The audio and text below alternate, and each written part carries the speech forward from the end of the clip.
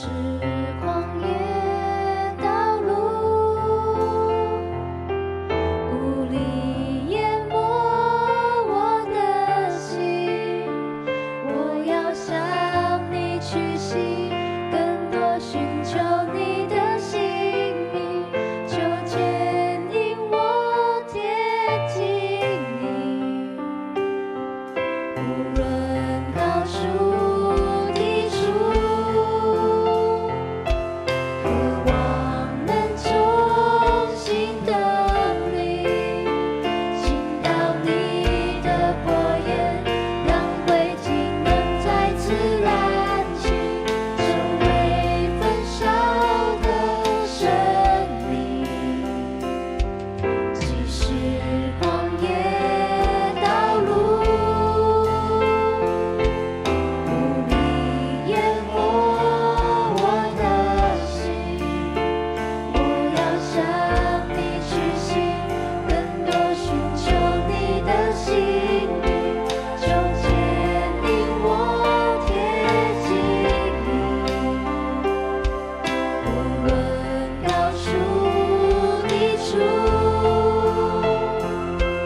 渴望能重新得力，倾倒你的火焰，让灰烬能再次燃起，成为焚烧的生命。求你点燃，点燃我们起初为你火热的心。主你打开天门，焚烧炼净我们，向我们显明你心意。求你点燃，兴起我的生命，成为馨香的火气。主你彰显大能，一直释放我们。求你再次降临，点燃我的心。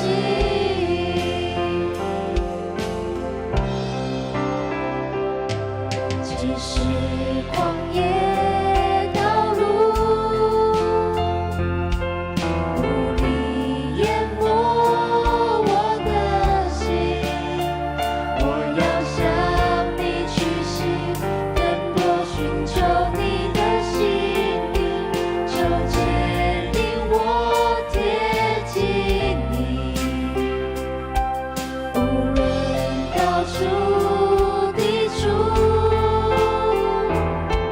渴望能重新得力，倾倒你的火焰，让灰烬能再次燃起，成为焚烧的生命。求你点燃，点燃我们起初为你火热的心。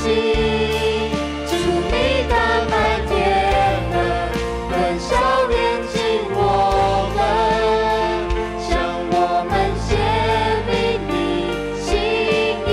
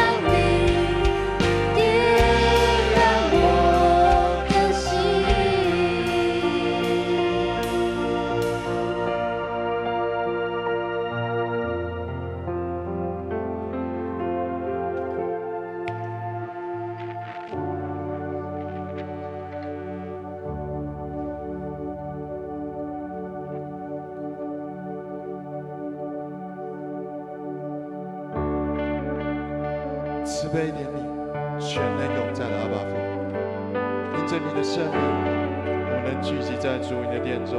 我们是何等的有幸，能成为主你的儿女。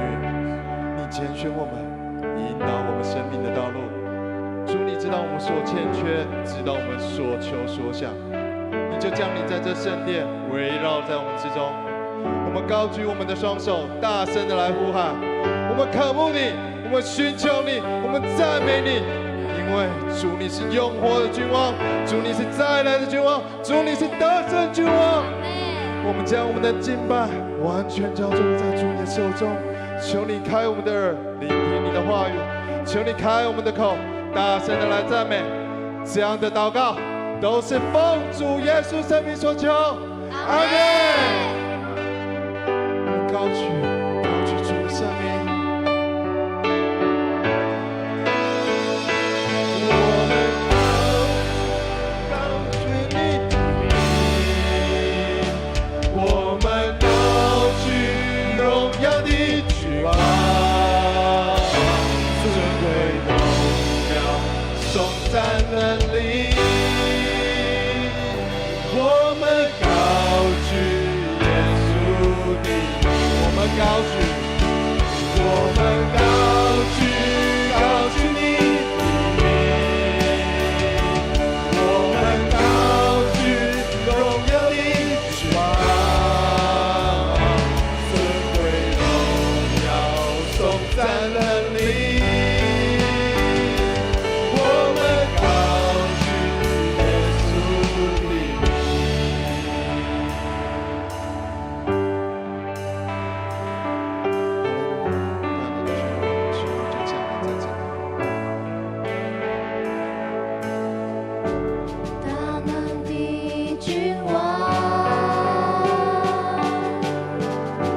尊贵的君王。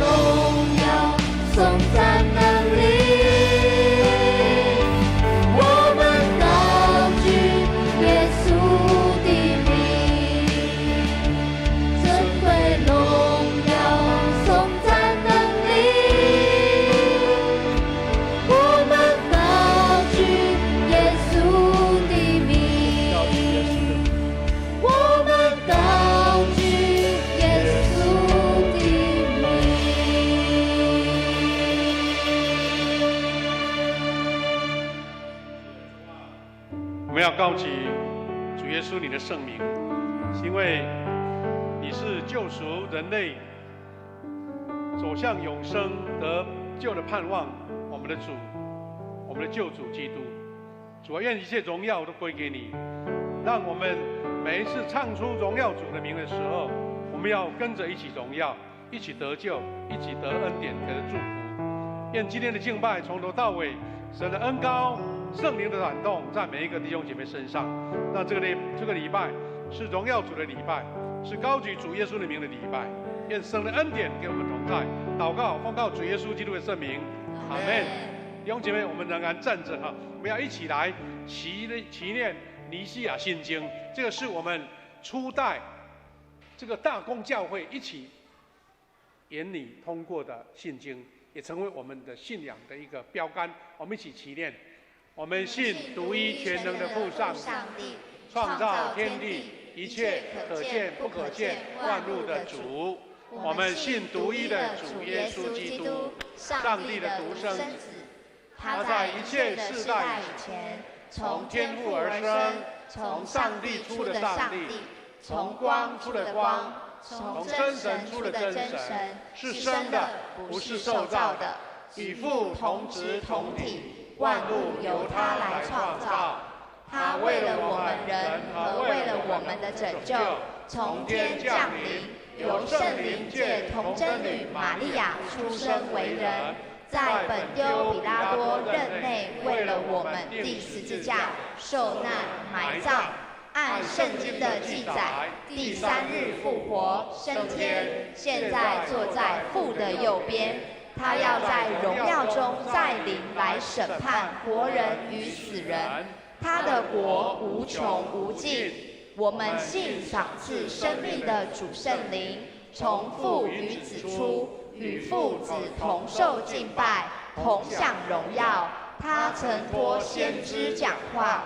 我们信一个圣、公同、使徒的教会。我们告白一个能够赦罪的洗礼。我们期望死人复活，来世的生命。阿们。请坐。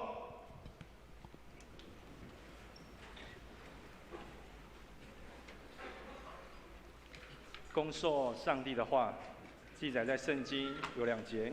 第1节在塞母耳记上第2章30节，第2处是在哥林多前书第9章23到27节。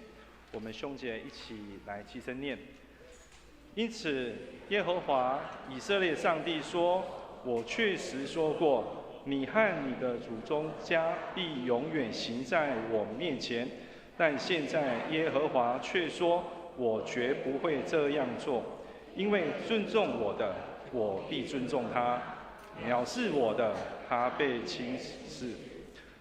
为了福音的缘故做这些事，目的是在跟别人分享福音的好处。你们一定知道，在运动场上赛跑的人很多，但是只有一个得奖。所以你们要抱着夺标的心来跑。每一个运动员接受严格的训练，要争取那会腐坏的华冠。但是我们所求的却是那不腐的冠冕。所以我只向着目标直奔。我又像斗拳的人，每一拳都不落空。我严格地对付自己的身体，为要完全控制它，免得召唤别人参加竞赛，自己反而被淘汰了。献诗，我们有男诗班的献诗，献诗的曲目是《他来了》。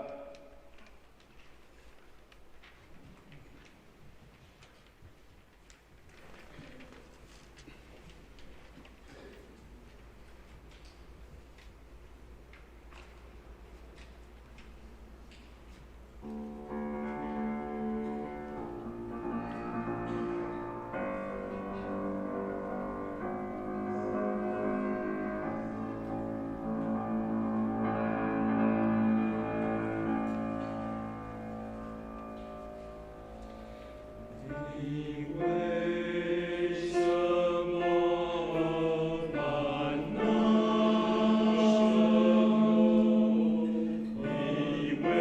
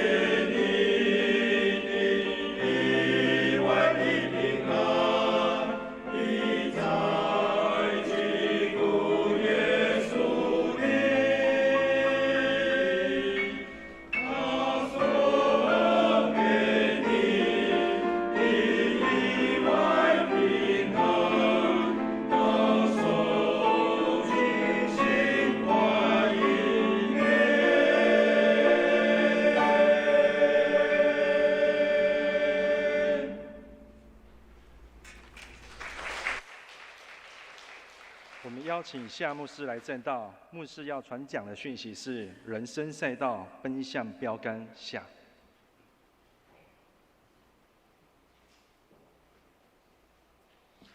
弟兄姐妹，大家平安。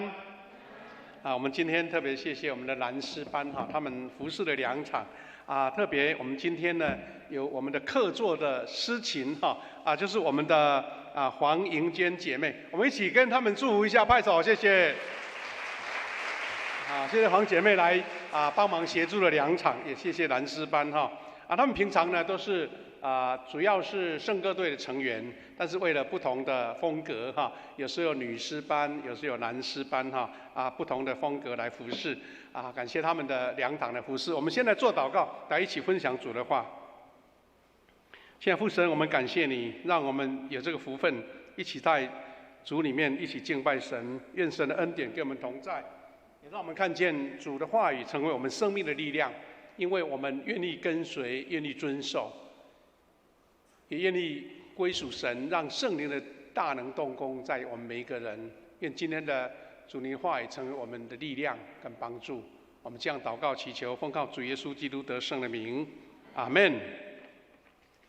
弟兄姐妹，我们上个礼拜有来参加聚会的弟兄姐妹，我们是借由这一次的巴黎奥运会的故事，谈到了100年前一位为主牺牲、为主奉献的李代尔，他的故事成为我们一个学习，透过圣经一起学习。那我们等一下会在一起来复习这些经文给我们的勉励那保罗他在圣经里面有一句话非常重要，他说：“我只专心一件事。”到底人的世界有没有一个我只专心一样，其他都不管的？那我们要一起从圣经的话语来思考。那上个礼拜大部分人都在这边呢，我要做复习一下，一个接一个上个礼拜的故事来做一个衔接我们提到上个礼拜我们提到在100年前的巴黎奥运会，有一位奥运冠军的选手叫做李艾瑞或是李戴尔，他为了守主日安息日他们就放弃了他最拿手的100公尺的竞赛。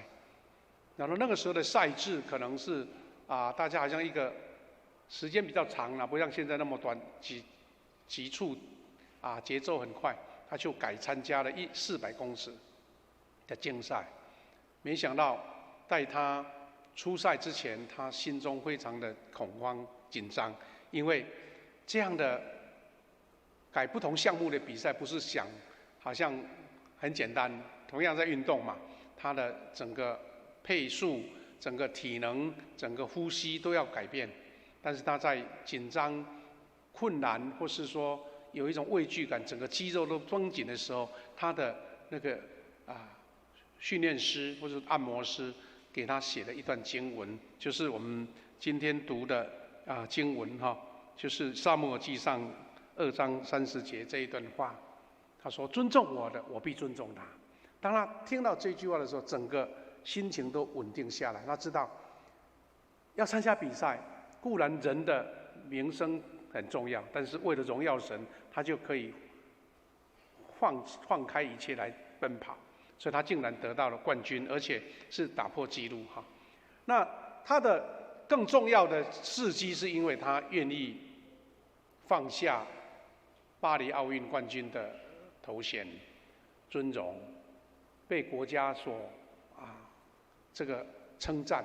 他就隔年的1925年就到天津来当宣教师，在那边陪伴在乡间陪伴那些穷苦的家庭传福音、教学，也在学校当老师，后来安立为牧师。因为他栽培了很多当时所谓的中国那个时代很多科学人才、很多运动人才，都从他们这个学校所培养出来的。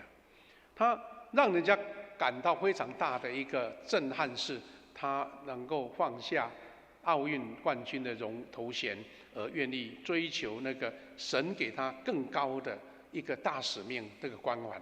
那光环不是人的光环，是神给他的，所以他可以勇敢的放弃一切。然后在当时2次大战的当中，被日本的军队把他们这些外国的侨民都集中在山东潍县的集中营统一管理。我们知道，在集中营里面能够吃得饱就已经不简单了，何况是其他的享受。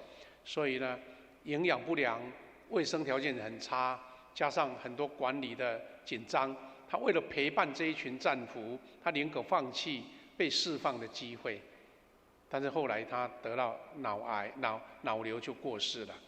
当时苏格兰的报纸说，这位奥运冠军过世的时候，全苏格兰人好像丧失了自己的儿子一样，那样的哀伤不舍。然后他就是得着了这个荣耀的冠冕，这个冠冕是生命的冠冕。所以后来在他所埋葬的地方，有人帮他成立一个纪念碑。这个纪念碑有一段经文，就是我们上个礼拜读的经文，以赛亚40章31节。但那等候耶和华的必重新得力，他们必如鹰展翅上腾，他们奔跑却不困倦，行走却不疲乏。在中国大陆在共产党统治之下，能够把圣经经文刻在墓碑上，那是很不简单的事。可以显示说他在当地是多么受人尊敬。虽然已经过世了几十年了，我们也知道后来就是我们所看到的这个火战车的影片，就是用他的故事哈。弟兄姐妹，我们讲这些故事，我们可以知道说，李戴尔他有这样的能力，他有这样的智慧，他有这样的运动天赋，不是每一个人都有。我们是要学习说，他为什么能够在整个的人生的光环当中，他仍然能够很潇洒的走开，这是他的心智。第二个，他愿意在最危险的时候陪伴他的百姓，而不是个人自己的安危。第三个，是因为他愿意为中国的福音而牺牲了他自己的生命。我们每个人都可以从他的一个故事当中找到一个激励自己的一个能力，就好像我们做父母的都会鼓励孩子去读伟人的传记，我们都会知道说，我们不是读了就会像他，不是。所以他们怎么样在挫败当中勇敢站起来，怎么样在人生要迷失的时候，他能够走向一个正确的道路。那个选择，那个毅力，那个重新再起的力量，才是我们要学习的。愿李戴尔他的见证也成为我们生命的见证。那我们说，看见了保罗他在腓立比书3章13节这一句话，就成为李戴尔他的一生的这个象征哈。他说：“我只专心一件事，就是忘记背后，全力追求前面的事。”只专心一件事听起来很简单，但是其实在我们的生活上，在我们生命当中，不是那么的容易轻而易举的。特别是我们在这个社会的生活的一环，人情世故，我的工作的一个约定，我的家庭的事务一大堆，我们几乎是被绑在里面跟着跑，一个大机器在跑。所以要专心一件事怎么办？不是不问世事都把它丢掉，不可能。是因为你的心智把专心一件事当成你最优先的，所以你就会排优先次序，你会排哪一个是我应该做的，哪一个可以暂时不用做。所以有人在检讨说，我只专心一件事，到底这个专心一件事能够专注的人并不多了。但是我们又检讨出来，忙碌从来不能叫教会更亲近上帝。我们教会办了一大堆节目活动每一个人忙得像陀螺一样，但是不一定让我们能够更亲近神，而是因为我们看见了一个专注、执着、定睛在主耶稣，我们才能够看见从神得来的力量。当我们做事情的时候，我们就会看到那个能力很好，能力能够发挥出来。弟兄姐妹，我们知道很多这个活动当中有人做一个游戏了哈，这个游戏叫做事工减法的游戏。比如在一个年轻人的活动当中，我们邀请我们的年轻朋友说，你填上你一个礼拜当中必须要做的20件事，哇，他一直写，哇，写怎么样讲哈，要去办理什么证照啦，要去考试啦，要跟谁见面啦，要完成什么事情，写了一大堆。然后这个游戏是说，来开始，你这20条，你好好思考。如果删掉5个，你要删掉哪5个？那是必须的哦。你就开始想，这个可以暂时不要了，那个不要，变成15个。再来更残酷了，删掉10个，剩下10个，然后再来剩下最后5个。你会发现说原来很多事情，你即使删掉了，你也不会觉得有缺什么，只是说我们都把节目都排满了，好像不做又不行。那这个不是说我这赢没代志，不是是因为说，到底哪个才是我最专注的？所以，什么是重要且一定要完成的教会的事呢？其实教会的事工的简法也类似。我们把我在参与教会服事当中，什么样事情是可有可无，有的事情是非做不可的。那从很多教会的教导当中，我们看见。我们教会可以做很多的活动，很多的造就，很多的培育事工，很多的节目，很多的好玩的、好吃的都有。但是有一件事情是大家所公认的，就是教会如果没有宣教，那这个教会就没有存在的必要了。意思是说，一切门徒训练，一切的那个事工的活动召集，就是为了得灵魂得救，为了传福音，把这个当成最优先的项目。这也是为什么我们今天要举行我们的代祷同工的差派，还有我们的信务小组的差派，所以我们感觉这个就是我们教会非做不可的事情，传福音必要的事情。那我们当然不是说那其他事情我都不做了，只做这件事情。可能有一些科学家他一生只专注在那一件事情。我记得有一位校长，已经大学校长退休了，他一生只研究蚊子，研究蚊子，是我们台湾的蚊子专家，然后他就每一次登革热的时候，都要他出面来召集一个团队，怎么样消除这些蚊子的攻击。因为他一生只专就这件事情，就当博士、当大学校长啦。是的，我们很多事情为了要成就更高的一个目标，有时候你必须要牺牲很多。我们学生为了要考上好的学校，你要牺牲你玩乐的时间打电动的时间看影片的时间，玩乐的时间。那个牺牲你觉得有必要、有值得？这是一个态度的问题，而不是说什么事情都不做。那事工的简法，在我们生命当中常常会碰到。弟兄姐妹，保罗他是用哥林多前书9章23到24节这一段经文来说明他为什么只专心一件事情，而且他怎么样的态度来做这件事情。第一个，他说我为了福音的缘故，他说我目的是为在跟别人分享福音的好处。我为福音做那么多，目的是为什么？要把福音的好处分享给别人。问题的重点在于，我知道福音有很多好处，但是我的 base 我的慕道友，我身边的朋友不知道啊。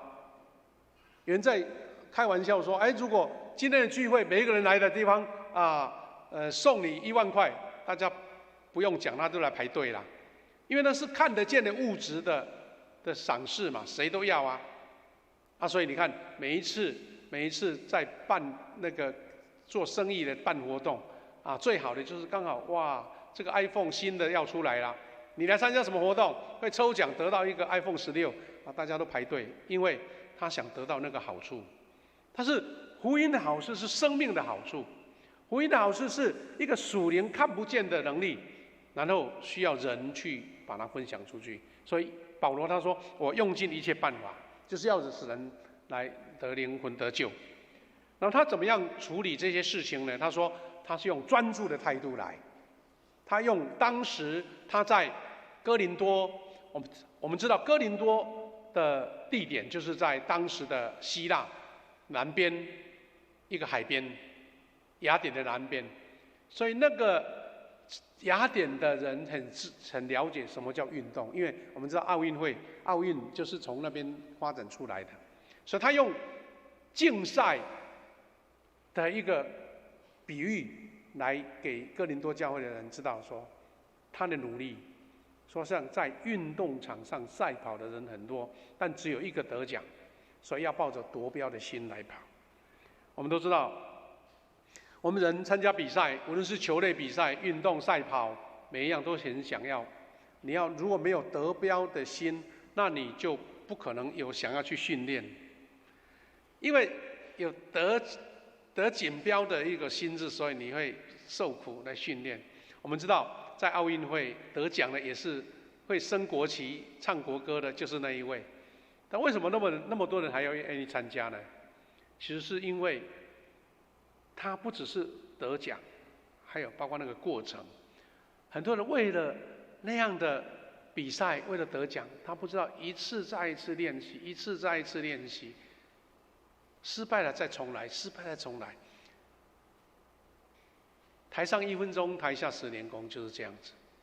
那保罗就用当时大家很熟悉的运动场的赛事来表达他专注一件事情的一个心智，就是抱着夺标的心。那夺标当然就是为了要得到属灵的标杆，而不是世上的夺标。那这个专注的态度，一个奥运选手要上台，你看他努力多久？有的受伤再受伤，再复健再来。我们看到我们的羽球选手戴资颖，他明明知道脚已经痛到不行了，他还是要上场，因为他知道那个是他最后的机会。我们有一位这一次得铜牌的体操选手，我们叫台湾的猫王，他不是在台下练过多少次几百次那个单杠的那个运动，但是竟然一上场就摔下来了，甩不到几圈就摔下来，那个有点像是从天堂掉到地狱里面去。但是我们这位台湾猫王他笑一笑，重新再由教练把他扶上那个单杠，他重新从头到尾把他平常练习到都熟记的动作再操练一遍。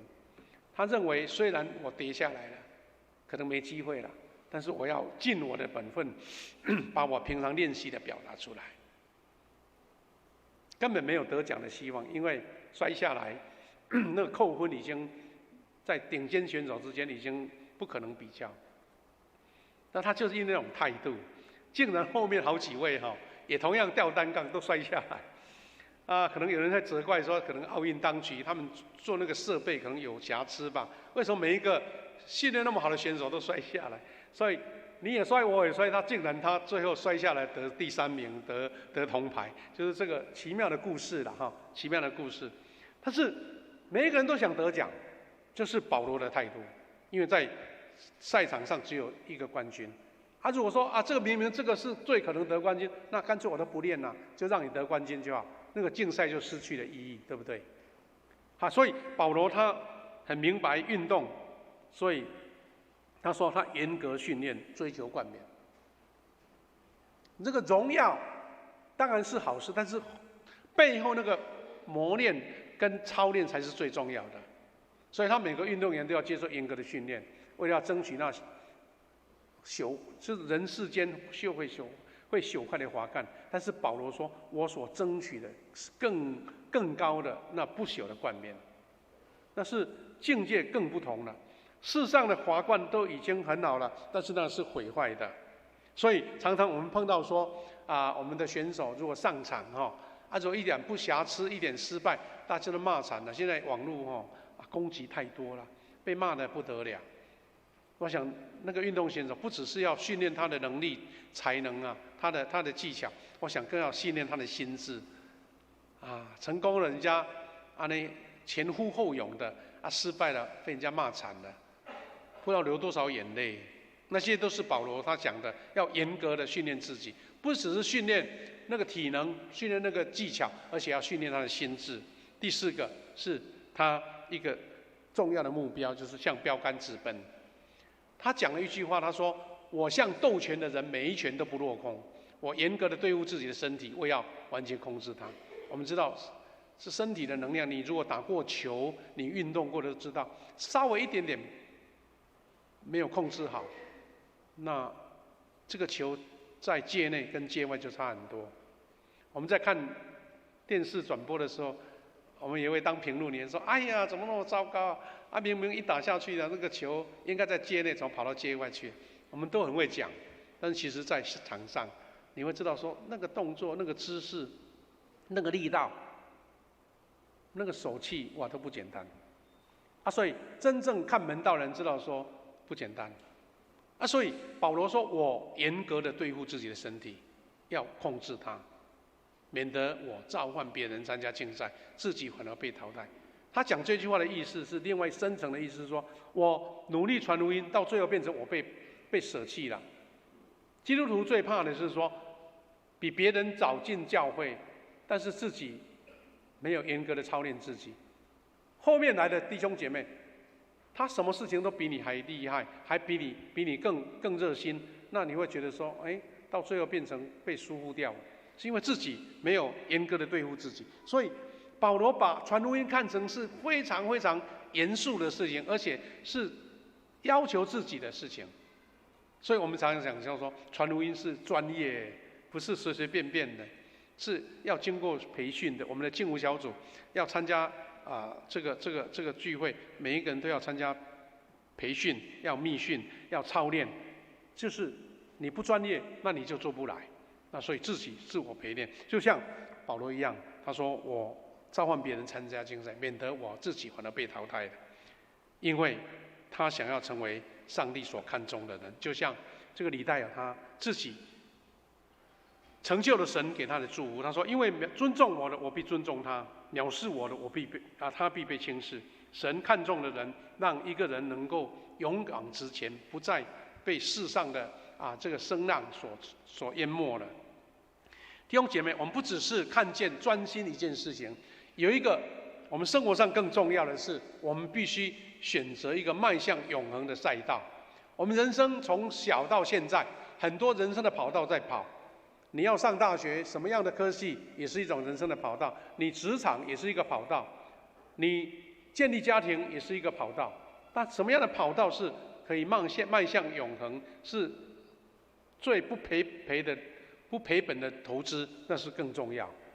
我们都知道，人生在这个世界，我们特别是现代的科技社会，我们人都是被一个大机器的一份子，好像我们被卷进了一个机器里面。所以现代人的赛道被锁进大机器，走入身不由己的赛道，好像我们早期对动物比较不是那么小心的时候，都有人看到卖松鼠有一个铁笼子，把它放在里面，那松鼠一直跑，当成游戏。现在买这个松鼠大概被抓去关吧，但是以前大家觉得好玩。但是其实你想一想，我们人在这个大社会里面，有时候会像那只松鼠一样，一直奔跑，不知道做什么事情。有一位电影的先锋叫卓别林，可能大家听过，他演的电影当时是默片的时代，但他的电影变成经典了他有一出电影叫做《摩登时代》这个《摩登时代》在1936年，你看现在已经差快100年了。那个时候是无声的喜剧电影，由他指导，他被认为是美国电影上最伟大的电影，也是卓别林最著名的电影。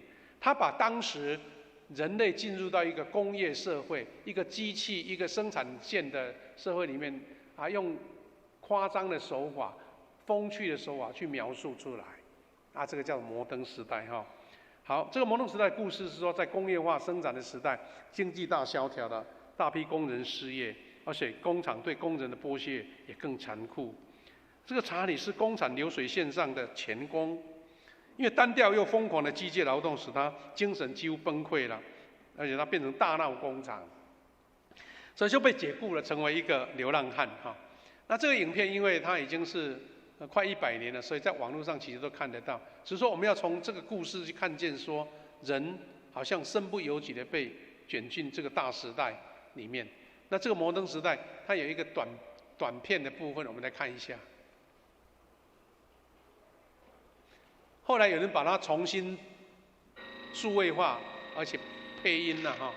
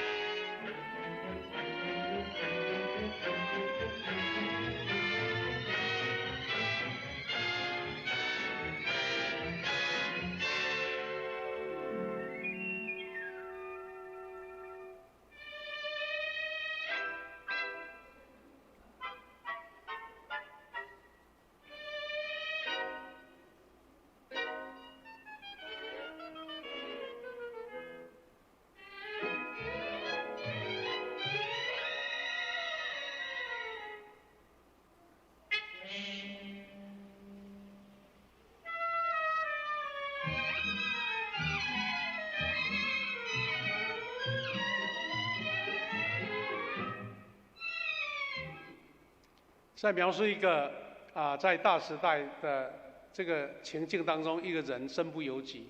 那我们知道，在这个所谓的摩登时代，或是人生的赛道当中，我们是不是常常会有这样的感叹？不过感谢上帝了，现在好像机器人会代替这个生产线了哈，那个机器人它没有情绪的。不过我们可以看见说，人生的赛道有时候是身不由己的赛道。第二个是要有正确的赛道，你不要跑错了。当从出发的时候，大家预备起跑的时候，你如果方向不对，你越努力，那就跑得越远，要跑得越离开。所以有人说，世上有很多虚假的赛道，你努力了一辈子，到最后一无所获，让人浪费心力，最后没有得到什么。所以怎么样？他说，正确的竞赛必然跟上帝永恒的生命有关。当你把这个当成这优先的、专心一件事情，你会发现你的目标、你的一切已经摆在神正确的道路上。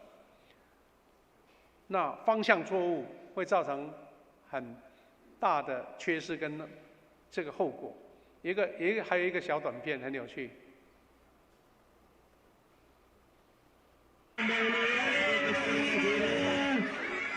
接力赛，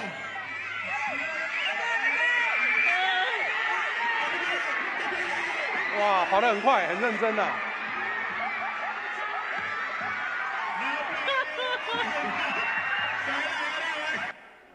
好，这个小短片在告诉我们说，虽然小朋友很认真，他越跑越回去了，怎么样也跟不上你得冠冕就不用讲了哈，还被人家在骂惨了。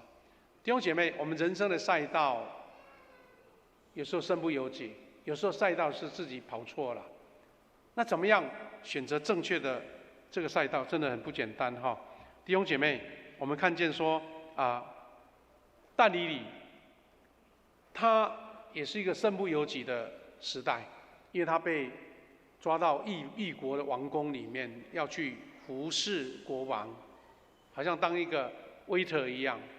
年轻人长得体格各方面都是一流的，但是他遇到一个困境，因为国王要他们吃王宫里面的食物跟酒，因为这些都是祭拜偶像的食物。他们为了要避免，他就决心不沾染，他选择了跟上帝同行的赛道。但以理书1章8到13节有讲到这段故事哈。他说：“但以理决心不沾王宫的食物和酒，免得自己在礼仪上不洁净。于是他请求亚斯比拿帮助他。上帝使亚斯比拿同情但以理，就是那位王宫的一个总管哈。然后，可是他又怕王，所以对但以理说：王已经规定你们的饮食，如果你们不像其他年轻人一样健康，王会砍了我的头。那是一个很难抉择的困境哎，因为如果吃了小山萝卜，那怎么办？脸黄肌瘦怎么办？国王要怪罪这个总管啊。你看，但以理他怎么说？于是但以理去见亚斯比拿所派来管他的身体他3个朋友的守卫，他跟他说：“请你让我吃蔬菜喝白水，试试看10天后，把我们跟那些吃王宫食物的年轻人比一比，然后照你的观察做决定。”意思这10天怎么发生不知道，但他有决心，因为跟神同行，神就要照顾。所以我们知道后面的故事说，哇，这4个年轻人喝水、吃蔬菜，他们更俊美身材更好。那你敢这样的尝试吗？有这个胆量吗？因为是要杀头的事的。所以但以理他们认为他的人生目标不是要取悦上帝，不是要取悦皇帝，而是要取悦神。这是人很多抉择当中给我们一些思考哈。弟兄姐妹，选择人生的目标标杆非常重要。我们很多学生现在都开始进入大学了，升上高中了，升上国中。你给他什么样的人生志向呢？有一个故事给我们一个很大的省思啦，就是有史以来第一位抵达北极点北极点一个美国人叫做罗伯特·皮里。那这个故事呢的开头是在1877年在一间美国的包登学院毕业的典礼，2个毕业生在毕业典礼之前同室友，他们2个在聊天讲话说：“哎，好朋友，那你毕业想要做什么？”其中一位叫查理，他说：“我穷的有一点受不了，我立志毕业就是要开始赚钱，努力赚钱，成为有钱人，走路有风的，在社会不会被看轻的。”罗伯特就跟他祝福说：“希望你能够达成你的目标。”然后他反来问这个罗伯特说：“那你呢？你想毕业干什么？”他说：“我立志要成为一位探险家，前往未知之地来做研究跟探险。”所以2个人都彼此祝福说：“祝你幸运，祝你完成你的人生的标杆。”然后这个故事就是过了32年了，32年，1909年，2个毕业生的结局是一个叫查理的，因为贪心沦为诈骗犯，被关进监牢里面。因为他用不择手段，用不当的方法要去投资要去骗人家的钱，最后被关进监狱。但是这个主角罗伯特·艾德温·皮里，他是美国极地探险家，后来成为海军的少将，多次探访这个格陵兰，就是证明说这个格陵兰就是全地球上最大的一个单独的岛屿，就是他所界定的。然后他最出名的故事是说，在1909年的4月，皮里他率队乘雪橇向北极点发起冲击。4月6号，他的团队到达北极点，成为世界上有史以来首位徒步抵达北极点的人。同样2个优秀的毕业生，他的心智不一样，他的最后结果是天差地远。这位就是皮里，他是海军少将的照片，这是他在探险的时候穿的全皮衣在雪地零下几十度的一个环境里面。这一艘是当时由老罗斯福总统所祝福的取名的探险船，这个当然是出发前的这个照片，这是他们在大冰原，在冰雪当中的照片。这个是皮里穿着全身厚的毛皮的衣服在甲板上，这是他们的团队拿着国旗在北极点挥舞，证明他们来到这里哈。弟兄姐妹，人生的目标很多啦，但是什么样是崇高的目标？能够造福人群的目标，能够荣耀神的目标，是我们每一个基督徒的永生的课题，一生的课题。弟兄姐妹，保罗这样宣告说：“我为永恒的灵魂得救来努力。”因为他说，为了福音的缘故做这些事，目的是在跟别人分享福音的好处。弟兄姐妹，我们等一下有2个团队要来做差派。第一个是代祷团队，因为他们成为中保的代祷守望，用祷告来撑住整个教会的事工，弟兄姐妹的那个需求，跟神祷告，让神的应许在我们的祷告当中来呈现。是因为神给我们代祷团队一个最大的属灵的武器。第二个是我们的幸福小组，因为我们每一年借由这种团队的方式来带领人传福音，它是要经过很缜密的一个事工，前面要培训，团队要默契，最重要是要怎么样找 best， 之后这个 best 要不要来，喜不喜欢来，他有什么特殊的需求，都要一一兼顾到。所以整个努力就是像保罗所说的，我为了奔向标杆，为了永恒的灵魂而努力，我付出一切。常常有人在想说，我参加比赛到最后没有得冠军，那怎么办？其实这个幸福小组的弟兄姐妹最能够体会得到。所以我们常常说，我这一次举行的幸福小组没有一个人受洗，那怎么办？他说，那你就把它当成你的养分吧，你这个训练的养分。其实科学研究，其实运动比赛，有谁没有失败呢？没有失败，你怎么有可能成功呢？所以有人讲了一句话，他说：“最强的全垒打王，也最常被三振，因为他看到好的球要打，才有机会打全垒打。但是一小小的差距，他就被三振掉了。弟兄姐妹，你是怕被三振，所以就不敢打吗？还是你想要打全垒打，所以不怕三振呢？基督徒也是一样，我们为了福音的好处，即使三振呢也没关系，因为这是要为了我下一次打全垒打的养分。感谢主，我们要先做一个祷告，然后来举行这2个团队的差派。我们一起来祷告。亲爱的天父上帝，感谢你，让我们一起同工，一起服侍。我们在富强教会成为你所差派的仆人。我们知道，我们教会存在的目的是为了拯救灵魂，是你在这个世界一个救生站、一个福音站、一个领灵魂归主的一个据点。我们受过各样的训练、各样的磨练、各样的操练，勇敢的对付自己，是为了得锦标。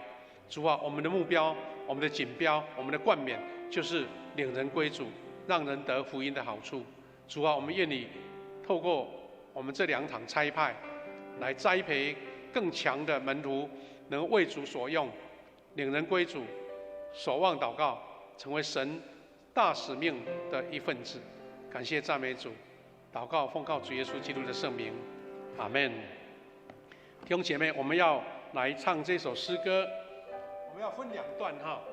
第一段呢，我们是在唱一次之后在唱的当中，我们要请我们的代祷团队第2场礼拜来参加的，一起到前面来。如果人多可以2排哈，如果人少可以1排。我们在一边唱的时候，我们就一起来受差派。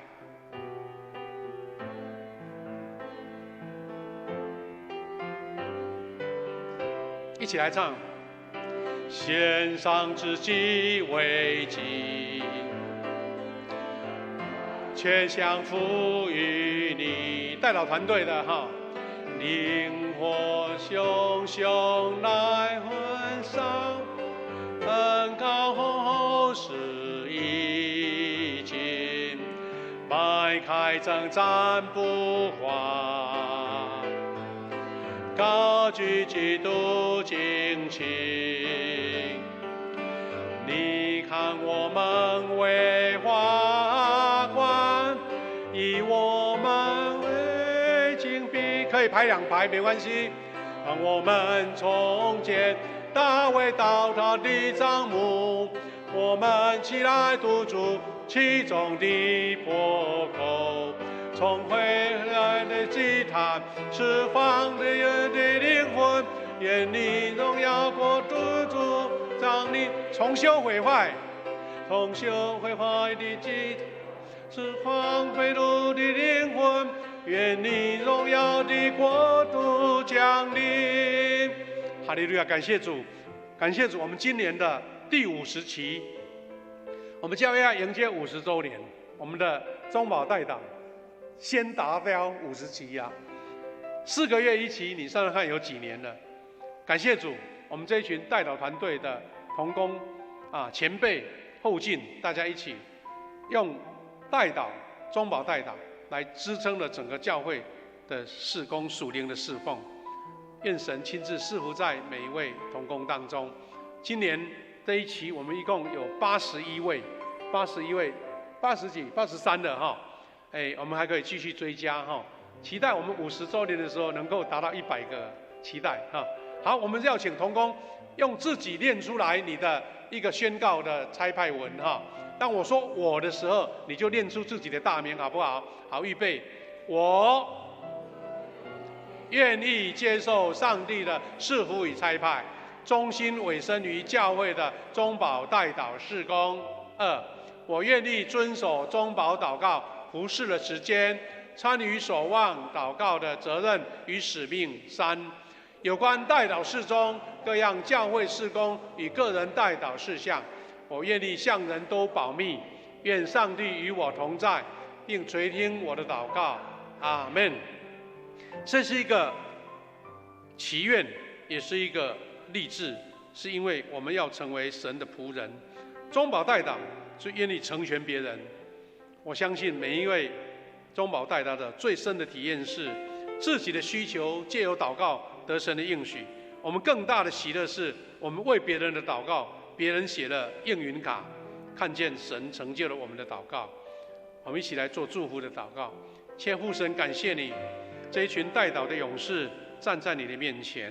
我们知道我们是一个软弱不够有罪的人，希望你尊重我们，看重我们，让我们成为你的同工，藉由祷告集中了每一个人的心志，也将有困难的、有病痛的、有需求的、有软弱的、需要祷告的，我们为他们做祷告。我们确信，当我们献上祷告的祈求，举起祷告的手的时候，你要应允我们每一个人在你面前所做的祈求。也因为许多人的填了应允卡，我们看见神是应许的神，是祝福的神，是听人祷告的上帝。愿神保守这一群代祷勇士，让他们在服事的时间都不受干扰，能够有美好的时间的安排。每一次的服事，就像进入到属灵的宫殿，高举祷告的手。神的成就要借我们卑微的软弱的人来成就神伟大的应许。愿神亲自赐福给每一位我们的同工。感恩祷告，奉靠主耶稣基督得胜的名，阿们。感谢主，我们请向后转好不好？拍手拍手，我们请同工来拍照。我们想第2排的站上来好不好？往后一步。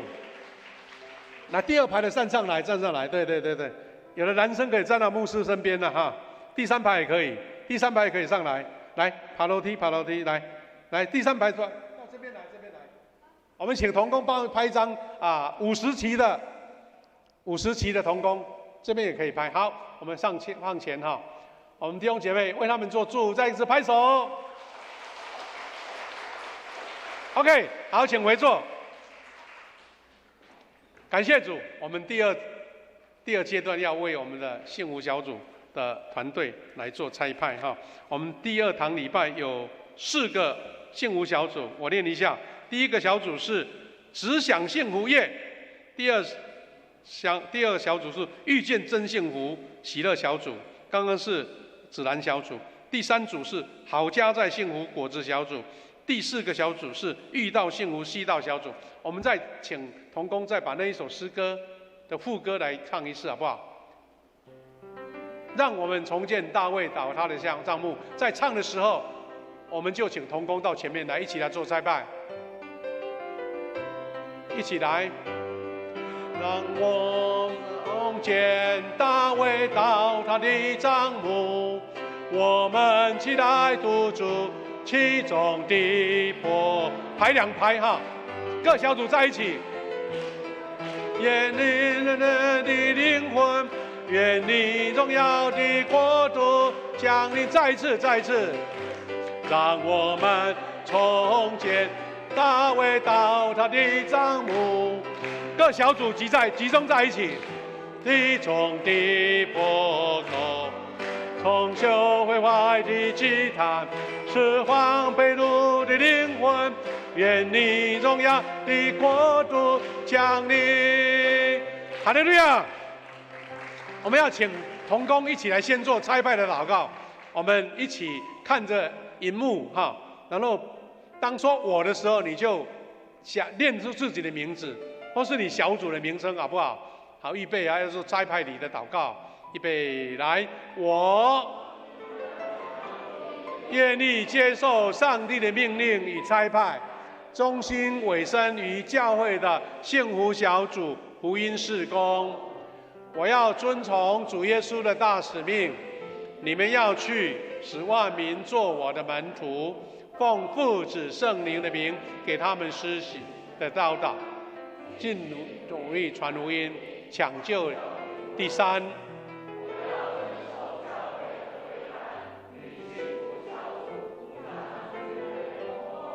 同心合一传福音，求圣灵动工，感动每一位慕道来接受，愿上帝亲自阿们。我们来做祝福祷告，然后要请各小组来做一个对呼一个振奋心智的动作哈。我们来祷告。现在父神，我们感谢你，我们学习保罗他所做的宣告，我只专心一件事，就是忘记背后，全力追求前面的事。他更宣告说，我的目的是在跟别人分享福音的好处。是的，福音的好事如果没有我们的说明，我们的引导，很多人看不见。是的，这个福音就像宝贝，就像钻石宝石一样，我们要把它擦亮，让许多人看到这是一个珍宝，我们一起要追求的。感谢主，我们这4组的幸福小组，他们要从9月8号开始，有4周、5周、6周一起同心服侍。神啊，他们所邀请的 base 的，求你为他们预备，让每一个 base 他们的心智被开启了，愿意参加幸福小组的聚会，也让每一次幸福小组进行当中，每一个团队大家同心合一，用祷告支撑了整个聚会，让圣灵的运作在每一个 base 的身上。我们所做的分享、唱的诗歌、所做的见证、信息的分享，都能感动每一个 base 的心。主啊，是的，看我们的能力、我们的技巧、我们所做的训练，我们只能做到我们的本分。但是神动工的时候，你就要让福音大爆炸，要让许多灵魂得救，让许多的果子能够被来收割。神啊，愿你带领我们的副长以及每一位组员，因为专心仰望主，我们就看见神给我们的应许是何等的美好。愿神亲自差派一群带领我们所要做的事工。感谢赞美祷告，奉靠主耶稣基督得胜的名，阿们。好，感谢主，拍手拍手。我们再请同工帮忙拍照，可以吗？我们站在原来地方，有同工来帮拍照一张哈。我们这个团队有4组哈，来这样拍照一张。来，口罩的可以拿下来了哈。比爱心或者比胜利都可以啊。再一张。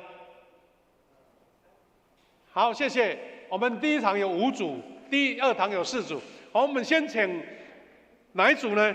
我们的只想幸福这一组留在中间，其他在旁边当啦啦队。来，只想幸福站到中间来，他们要用队夫来鼓舞士气。好，我们拍手开始。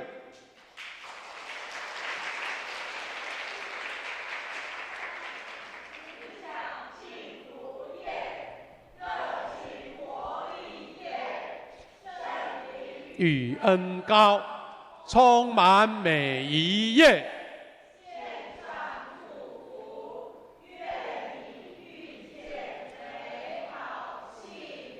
耶！拍手拍手！还有我们的副长啊，赞！我们的副长是芷兰执事，拍手拍手。我们同工有限量医师、玉华姐妹，还有梅芬姐妹，拍手。好，第一组很优秀，哇，表现很好。第二组还要到中间来哦。第二组是我们的遇见真幸福喜乐小组。好，预备，哇，阵容很坚强哦。好，排好，没有，慢慢来，可以排2排也可以，排2排也可以哈。站到中间一点。哎，还有人帮你拍照的哦，可以录影啊哈。他们的那个幸福小组的。啊，有备而来。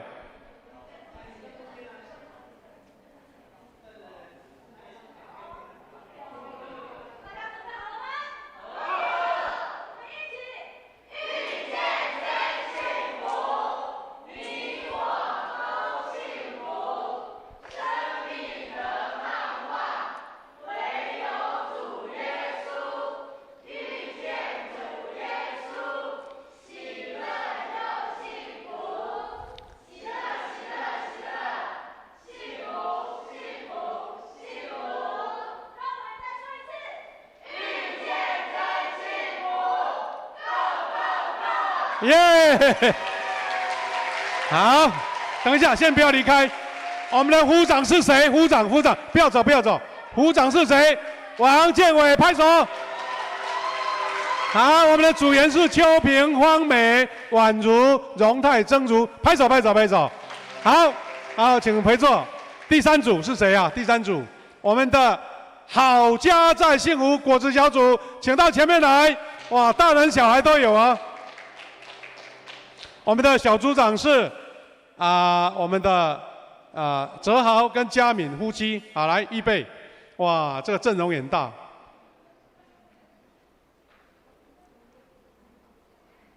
哇，小朋友加入哦。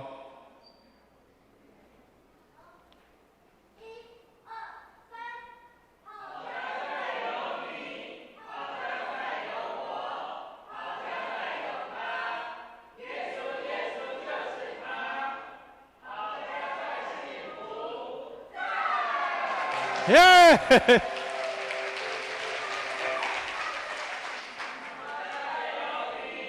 好家在有我，他，耶稣就是他。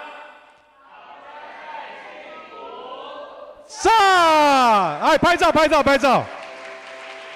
好，我们的副长是哲豪跟嘉敏摇手一下。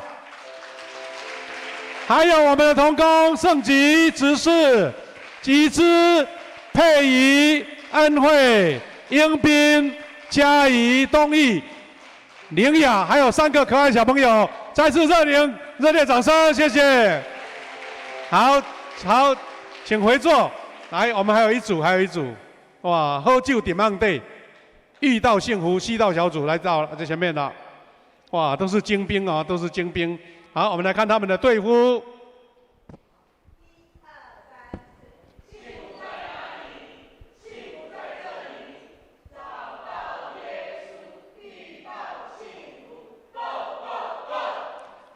耶！来，等一下，这个简洁有力哈。我们的副长是邱毅小组长，我们的同工是西大长老敬尧、素文、子坚、荣谦、钟杰，都是勇士，拍手。好，我们也谢谢我们的区长啊，区长出来表演了6次，我们的魏鹏长老出来表演。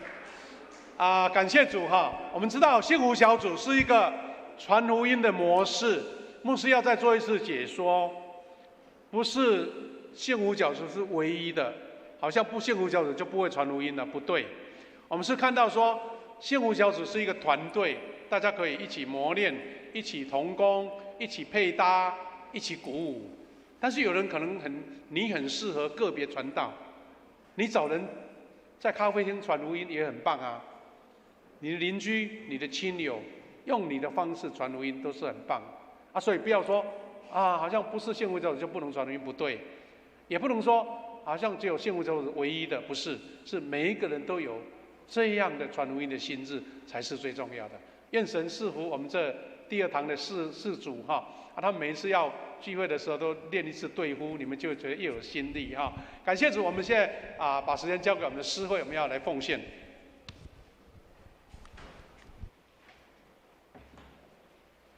奉献。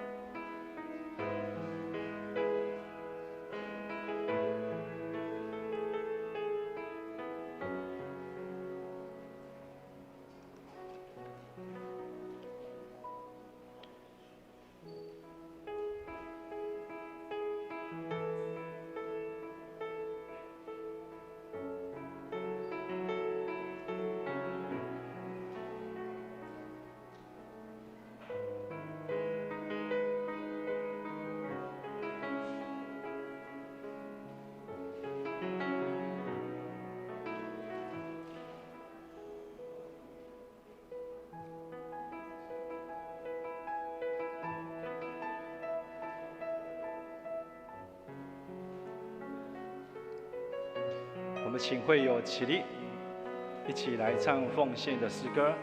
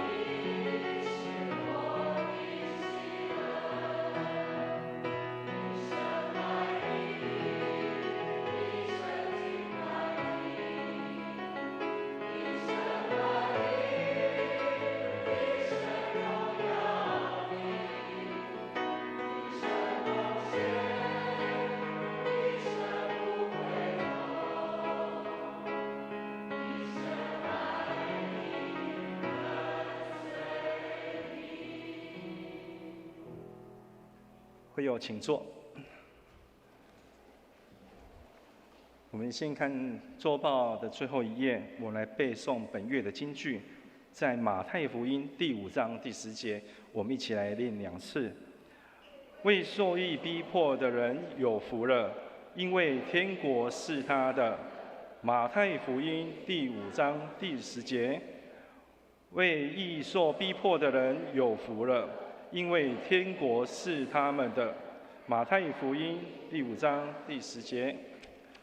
我们翻开周报的第2页，我们下周的诗礼是杨中和执事，其他服事同工请自己来看。我们看到第4页，肢体交通。本会在今日的9月1号2堂礼拜有举行中保代祷第50期跟第6期的幸福小组的祝福差派礼。我们请兄姐为我们这一次的教会的施工推行来做关心跟做代祷。本主日在9月1号总会普世施工纪念主日，那也请兄姐来做普世施工的代祷。那第4点，长子会跟50喜年筹备会开会通知。那50喜年筹备会在9月4号礼拜3晚上的7点半在2楼会议室召开。那小会临时会是在9月4号的晚上礼拜3，在50喜年筹备会议结束之后再续开。长职暨首长首长会在9月22号的下午1点半来召开。那第5点，下主日的9月8号是圣经学院的奉献主日，那我们请兄姐做关心代祷，并以奉献支持。第6点，9月6号跟7号星期5、星期6，我们邀请黄以诺牧师来领堂祷告培灵会，那我们请兄姐一同齐心来参与，那以及共同装备。第7点，本会在9月8号的下午2点举行吟诗漫游地球村的讲座，我们也请兄姐能够向办公室这边来做登记，或是上网来做一个报名。那第9点，婚礼祝福邀请参加喜宴的登记，我们本会皮怀弟兄跟叶三营执事、次男的皮木凡弟兄，还有陈明宇姐妹，在10月19号礼拜6的上午，在本会举行婚礼。我们也邀请兄姐也踊跃来参加跟观礼以及祝福。那其他消息，牧区总会的消息，我们请会友自己来看。那在第7页跟第8页奉献有出入的部分，我们请找财务部来做更正。其他的部分，我们请牧师来做补充报告。弟兄姐妹，我们等一下结束的时候还有一个庆生会，我们请9月份的寿星预备接受大家的祝福哈。好其中有几件即将来到的事工，再一次做一个报告哈，就是我们在投影片上面有记录，就是我们在9月6号到7号有2场的黄以诺牧师属灵的祷告培灵会。那我期待我们第2堂礼拜参加小组的很多，你不只是小组要来，也能够带同工朋友一起来，我们来接受黄以诺牧师这个美好的教导。除了礼拜5晚上7点50开始是第1场，隔天的礼拜六我们有下午的2点半也能够预备到这个时间，把你的休闲时间把它错开2点半到4点半，一起来聆听更深等候与聆听神这一场。第二个也是变成连续3天都有节目了在9月8号，我们有吟诗漫游地球村，要由陆维道教授他来分享全世界各地不同的民族、各同的地区的他们的一个属灵的感动所做的圣诗他要分享所以你知道想要了解我们的圣诗是怎么样编写而成的、制作而成的，欢迎你来参加。而且那天骆维道牧师帮我们写了一曲50周年的纪念歌，第一次发表就在我们这个聚会当中，要来教我们练唱所以9月8号礼拜天下午2点到5点，欢迎大家都一起来那另外呢这个哀伤陪伴的课程即将要开始，9月30先做一个单片的一个分享，就是了解这个课程的一个前奏那10月7号开始就是有一连串13周的哀伤陪伴课程。那这个课程我们都知道已经举行了很久的时期了，每一年至少举办了2场连国外的很多教会都参加了那我们自己办的，马教授还有一队团队一起做我们自己人就更没有去学习到，真的太可惜了。换句话说，别的教会都争着要来争取我们的节目过去，那我们当然他这个不是要训练同工不是要训练陪伴者，而是本身自己碰到的。比如说你知道哪一个亲友、哪一个好朋友他有遇到失去亲人的伤痛，你怎么样让他走过来？可能你用很多劝勉的话语你已经用尽各种办法了，其实把他带到这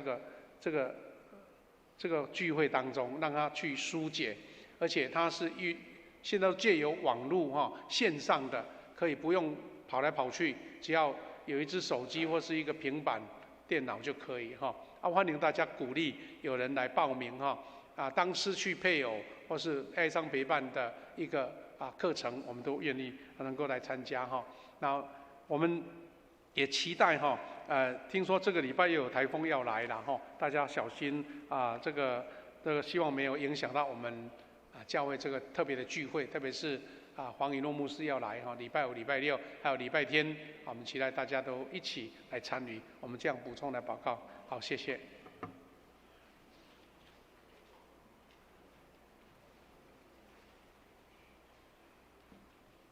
颂荣，我们请会众请起立。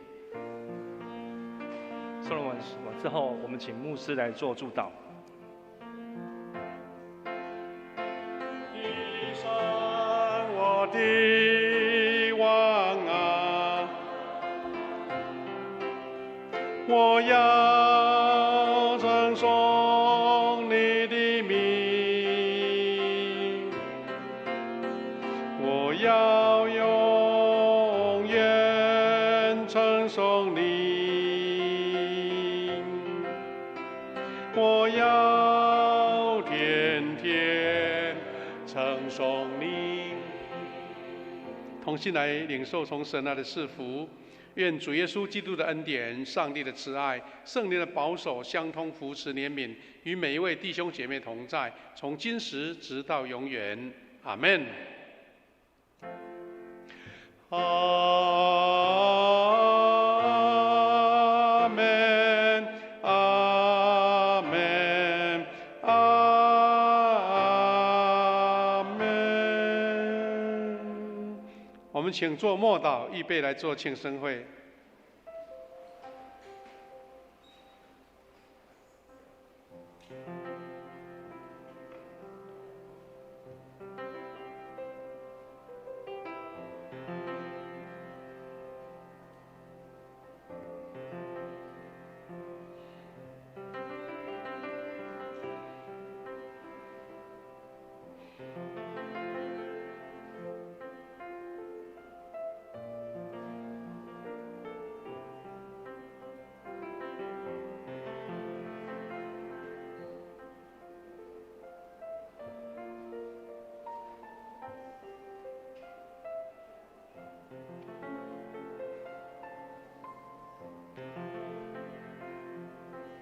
感谢主哈！我们预备要来为9月份的寿星来庆生，我们请9月份的寿星起立好吗？站起来，让我们跟你祝福哈！有100多个100多个。祝你生日快乐，愿这是福给你，祝你生日快 ，Happy。Happy birthday to you. Happy birthday, happy birthday, happy birthday to you. 哈利路亚，感谢主。来，我们为寿星祷告哈，祝福祷告。天父上帝，感谢你在9月份接近秋天的季节，我们有超过100个寿星。成为我们9月份的寿星，感谢主，愿神亲自赐福在他们身上，让他们身心灵都强壮。他们在工作、生活、家庭以及属灵跟信仰、服事都得神的保守。在许多亲友的庆祝之下，他们不只是享受了心中的喜乐，更看见神给他们美好的应许，也他们在生活当中、工作当中活出神的样式。为主做美好的见证，神啊，让他们成为你手中的宝贝，带领他们走前面光明美好的道路。感恩赞美祷告，奉靠主耶稣基督得胜的名，阿们。这时候我们要请我们的会旗执事来吹蜡烛，也请同工来拍照。来，预备，来，等一下，好，开始拍照了。拍手。好，要离开前哈，牧师有一个邀请了哈。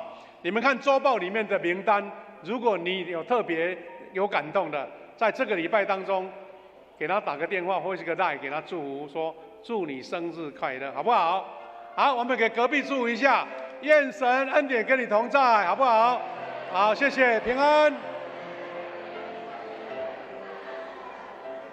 好，我们楼下有午餐哈，有午餐可以一起分享。